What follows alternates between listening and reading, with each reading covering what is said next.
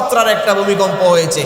আমি শুনেছি যদি 7-8 মাত্রার ভূমিকম্প বাংলাদেশে হয় এবং সেটা যদি 6 থেকে 7 সেকেন্ডের স্থায়িত্ব হয়, তাহলে আমাদের ঢাকা একদম ধুলায় দূষিত হয়ে যাবে।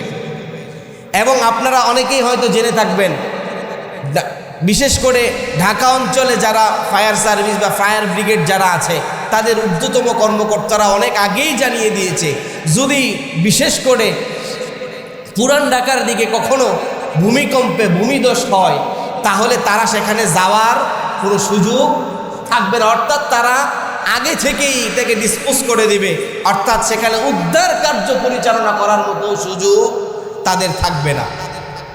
এই হলো আমাদের দেশের অবস্থা। তাহলে আমাদেরকে অহংকার বিমুখ, আল্লাহ বিরু হওয়ার দরকার আছে না নাই?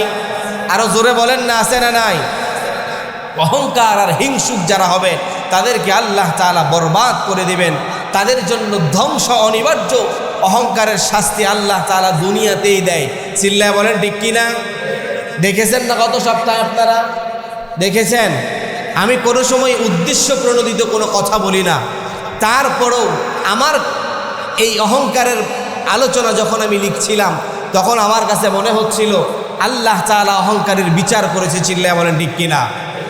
কারণ এই দিয়েছি ওই দিয়েছি, দেওয়ার মালিক কে? মোবাইল ব্লাউজ নাকি সব উনিই দিয়েছে, মেট্রো রেল নাকি উনিই দিয়েছে, তারপরে কর্ণফুলীর টানেল নাকি উনিই দিয়েছে। সবগুলো কি ওনার বাবার টাকায় করেছে? আরে চিল্লায় বলেন মুসলমান, ওনার বাবার টাকাই করেছে। এগুলো আমার আপনার ট্যাক্সের টাকা। অতএব মাইক সামনে পেলে যা ইচ্ছা তাই বলা যাবে না যে আমার টাকায় আমি এটা করে দিয়েছি ওটা করে দিয়েছি, এগুলো বলা যাবে না। এই সমস্ত দাম্ভিকতা, অহংকার আমার আল্লাহ তাআলা কখনোই সহ্য করেন না। চিল্লায় বলেন ঠিক কিনা? এই অহংকারের পতন আল্লাহ তাআলা এই জমিনেই দিয়ে থাকেন। অহংকার যারা করে তাদেরকে আল্লাহ জমিনেই ধ্বংস করে দেন। যেমন নূহ আলাইহিস সালাতু ওয়াস সালামের জামানায় আল্লাহ তাআলা নূহ আলাইহিস সালাতু ওয়াস সালামের সম্প্রদায়কে অহংকারের কারণে ধ্বংস করে দিয়েছেন। আদ গোত্র যারা ছিল, কওমে আদ, তারা ছিল শিল্প সংস্কৃতিতে অনন্য। তাদের মতো ওই সময় পৃথিবীতে আর কেউ এত সভ্য জাতি ছিল না। তারা এত সুন্দর সুন্দর ইমারত তৈরি করতে পারত, পৃথিবীর কেউ সেটা কল্পনাই করতে পারত না। এই জন্য তারা দাম্ভিকতা আর অহংকারে বলেছিল আমাদের সমকক্ষ কে আছে। কিন্তু আল্লাহ তাআলা বলেন আমি তাদেরকে 1 সপ্তাহের জন্য এমন একটা বাতাস দিলাম যে তাদের সকলের মাথা তাদের ঘরের মধ্যেই ডেবেছিল। এই হলো আল্লাহ তাআলার বিচার। অতএব আমরা এত দুর্বল, আমরা যদি নিজেদেরকে আল্লাহ তাআলার সামনে নিজেদেরকে সঁপে দিতে না পারি, তাহলে এই সামান্যতম ভূমিকম্পের মাধ্যমেই আল্লাহ তাআলা আমাদেরকে ধ্বংস করে দিতে পারেন। চিল্লায় বলেন ঠিক কিনা? আমরা যে কত অসহায়, এটা একটা বিপদ আসলেই দেখা যায়। একটা বিপদ আসলেই দেখা যায়। আপনার আমার যদি সামান্য পাতলা পায়খানা হয়, পেট খারাপ হয়, আমার আপনার সেন্স ঠিক থাকে না। চিল্লায় বলেন ঠিক কিনা? তাহলে কিসের এত বড়াই, কিসের অহংকার? আল্লাহ বলেন অহংকার হলো আমার চাদর। এই চাদর নিয়ে যারা টানাটানি করবে তাদেরকে আমি আল্লাহ দুনিয়াতেই লাঞ্ছিত করব। চিল্লায় বলেন ঠিক কিনা? এজন্য আল্লাহ দুনিয়ায় লাঞ্ছিত করেছেন। এখনো পর্যন্ত যারা ওই আগের মতো করার চেষ্টা করছেন, চিন্তা করছেন আপনি এখন সব পেয়ে গেছেন, ক্ষমতা আপনার হাতের মুঠোয়, আপনি যদি আগের থেকে শিক্ষা গ্রহণ না করেন আপনার অবস্থাও তার থেকে ভয়াবহ এবং মারাত্মক হবে। চিল্লায় বলেন ঠিক কিনা? এজন্য শিক্ষা নাও মুসলমান। আল্লাহ আপনাকে আমাকে বারবার সুযোগ দিচ্ছেন। যদি শিখতে না পারি তাহলে যখন আযাব আসবে, লাঞ্ছনা আসবে, তখন রুখবার বা ঠেকাইবার ক্ষমতা আমাদের কারো থাকবে না। চিল্লায় বলেন ঠিক কিনা? এজন্য পায়ে হাত রেখে বলি, অহংকার করেন না। আপনাকে যা দিয়েছে সব কে দিয়েছে? জোরে বলেন কে দিয়েছে? অন্তরের প্রয়োজনে বুকের মধ্যে হাত রেখে ফিল করে বলেন আল্লাহ। আমার আপনার কোনো কিচ্ছুর ক্ষমতা নাই। আরে আল্লাহ তো কোরআনে বলেছেন হাল আতা আলাল ইনসানি হিনুম মিনাদ দাহর লাম ইয়াকুন শাইআম মাযকুরা। বান্দা তুমি কি নিয়ে অহংকার করো? তোমাকে তো আমি আল্লাহ নাপাক বস্তু থেকে তৈরি করেছি। আর আপনাকে যদি আল্লাহ পবিত্র জিনিস থেকে তৈরি করতেন, আবার আপনার না জানি কি অবস্থা হতো। আল্লাহ জানেন যে এই বান্দারা অহংকারী হবে।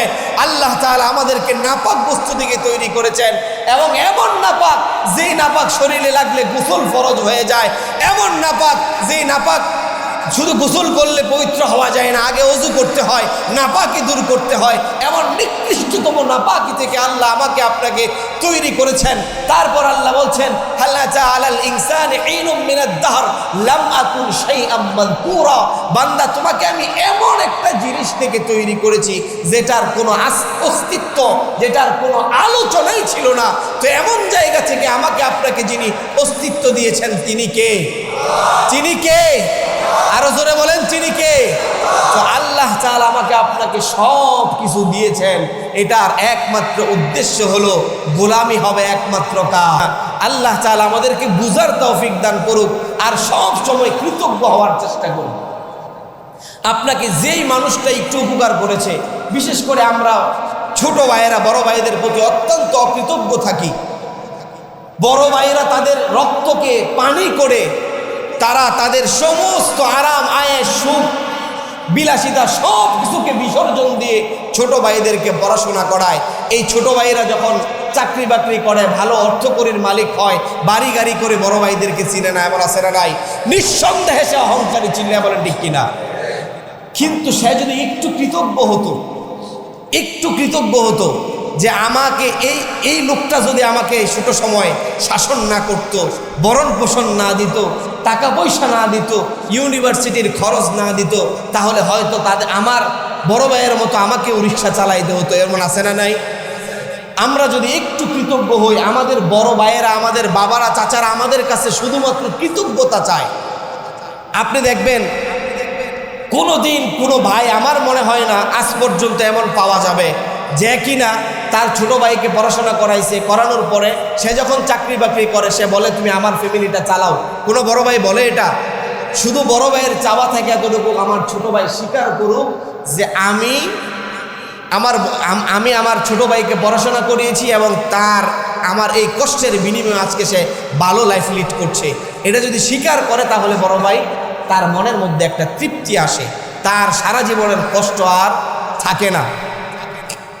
আমার সাথে আপনারা এখানের অনেকেই ফেসবুকে আমার সাথে অ্যাড আছেন, দেখবেন আমি আমার বিভিন্ন পোস্টে আমার জন্য যারা জীবনে যতটুকু করেছে আমি কৃতজ্ঞতা প্রকাশ করার চেষ্টা করি।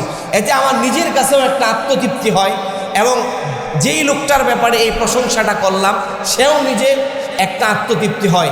এবং তারা যে আমার জন্য, যেমন আমি বিশ্বাস করি আমার আব্বা মারা গেছে আজ থেকে 16 বছর আগে, এই গত সেপ্টেম্বরে 15 বছর পুরা হয়েছে।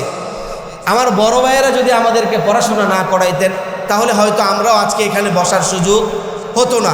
আজকে আল্লাহ তাআলা হাজার হাজার মানুষের সামনে কথা বলার সুযোগ দেয়, এটা আমার ভাই, বোন, আম্মা যারা আছে তাদের অনেক অবদান। এটা স্বীকার করতে আমাদের কেন জানি সমস্যা হয়।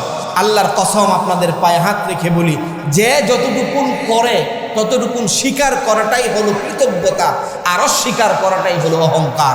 চিল্লায় বলে ঠিক কিনা? মুহতারাম হাজিরিন, যেই কথাগুলো বলতেছিলাম, অহংকারের শাস্তি আল্লাহ তাআলা জমিনেই দিয়ে দেন। এজন্য বিশ্বনবী সাল্লাল্লাহু আলাইহি ওয়াসাল্লাম বলেন, সহিহ বুখারীর 3485 অর্থাৎ 3485 নম্বর হাদিসের বর্ণনা এসেছে, বাইনামা রাজুলুন ইয়াজুরু ইজারাহু মিনাল খুয়ালা খুসিফা বিহি। বিশ্বনবী সাল্লাল্লাহু আলাইহি ওয়াসাল্লাম বলেন, একজন ব্যক্তি অহংকার বশত তার পায়ের গোড়ালির নিচে লুঙ্গি পরে জমিনের মধ্যে হাঁটতেছিল। এটা কিন্তু একটা অহংকারের প্রতীক। এরা আপনারা অনেকেই হয়তো জানেন না, টাকনুর নিচে লুঙ্গি পরেন। এটা যেমন সায়েন্টিফিকলি প্রমাণিত যে পুরুষরা যদি পায়ের নিচে, টাকনুর নিচে লুঙ্গি পরে তাহলে তাদের হরমোনাল ক্ষতি হয়। অর্থাৎ বিশেষ করে যে সমস্ত পুরুষদের দেখবেন বাচ্চা কাচ্চা হয় না, তাদের একদম বাচ্চা হওয়ার জন্য যে হরমোনগুলোর প্রয়োজন এটা আমাদের পায়ের গোড়ালিতে থাকে। এই গোড়ালি যখন বাতাস না পায়, ঢেকে রাখে, তখন এই হরমোন ক্ষতিগ্রস্ত হয়। নারীদেরও পায়ের গোড়ালিতে থাকে, এইটা আবার নারীরা যদি ঢেকে রাখে তা ডেকে না রাখে তাহলে তাদেরটা ক্ষতিগ্রস্ত হয়। এই জন্য বিশ্বনবী 1500 বছর আগে বলে গিয়েছেন, তোমরা তোমাদের মা আসফালা মিনাল কাবাইনি মিনাল ইজারি ফিন্নার, তোমরা তোমাদের টাকনুর নিচে লুঙ্গি পরো না। এটা যেমন ক্ষতিগ্রস্ত হয়, পাশাপাশি এটা অহংকারেরও বহির্প্রকাশ। তো এক ব্যক্তি অহংকারের সাথে জমিনে লুঙ্গি টাকনুর নিচে পড়ে জমিন দিয়ে হাঁটছিলেন, হেসড়ে হেসড়ে যাচ্ছিল। তখন বিশ্বনবী সাল্লাল্লাহু আলাইহি ওয়াসাল্লাম তাকে নিষেধ করার পর সে সেটা মানতে পারে নাই। বিশ্বনবী বলেন খুসিবা বিহি, আল্লাহ তাআলা তাকে জমিন সহ দশিয়ে দিয়েছেন। নাউজুবিল্লাহ বলেন না। এরপর বিশ্বনবী বলেন ফাহুয়া ইয়াতাজাল্লালু ফিল আরদি ইলা ইয়াউমিল কিয়ামা, এবং এই জমিনটা যে দোষতে থাকবে কাল কিয়ামত পর্যন্ত সে নিচের দিকে ডাবতে থাকবে। এত বড় ভয়াবহ শাস্তির কথা বলা হয়েছে। এই জন্য মুসলমান ভাইয়েরা আমার, আমরা টাকনুর নিচে লুঙ্গি পরা থেকেও বিরত থাকব, এবং কাল কিয়ামতের দিন আল্লাহ তাআলা এই অহংকারী ব্যক্তিদের দিকে রাগান্বিত অবস্থায় থাকবেন, তাদের দিকে আল্লাহ তাআলা কথা বলবেন না। এবং কাল কিয়ামতের দিন আল্লাহ রব্বুল আলামিন যারা অহংকার করে তাদের সাথে কথা বলবেন না। এখন বলেন তো, যিনি বিচার করবেন তিনি যদি আমাদের দিকে না তাকান, কথা না বলেন, আমাদের উপায় থাকবে? আচ্ছা বলেন তো, যারা বিচারক, এই যে কিছুদিন আগে আন্তর্জাতিক অপরাধ ট্রাইব্যুনালে ফেসিস্ট শেখ হাসিনার রায় হয়েছে, ওইখানে বিচারক কি নিজেকে মালিক দাবি করেছে না বিচারক দাবি করেছে? বলেন, জোরে বলেন। এটা বলার বোঝানোর জন্য বলতেছি, সে নিজেকে মালিক দাবি করে না বিচারক দাবি করে?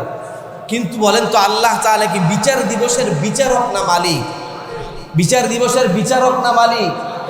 যিনি বিচারক হবে সে নিয়ম বহির্ভূত কোনো কাজ করতে পারবে? বলেন না, পারবে? সে নিয়ম বহির্ভূত কোনো কাজ করতে পারবে না। কিন্তু যিনি মালিক হবেন তার জন্য কোনো নিয়ম লাগে? আরে বলেন না, নিয়ম লাগবে? আল্লাহ তাআলার জন্য কোনো নিয়ম লাগবে না। এই জন্য আমরা যারা অনেক বেশি গুনাহ করে ফেলেছি, আমরা যদি গুনাহের জন্য অনুতপ্ত হই, গুনাহের জন্য যদি লজ্জিত হই, তওবা করি, তাহলেও কাল কিয়ামতে আমাদেরকে যিনি ক্ষমা করে দিতে পারেন তিনি কে? আরে চিল্লায় বলেন না, তিনি কে?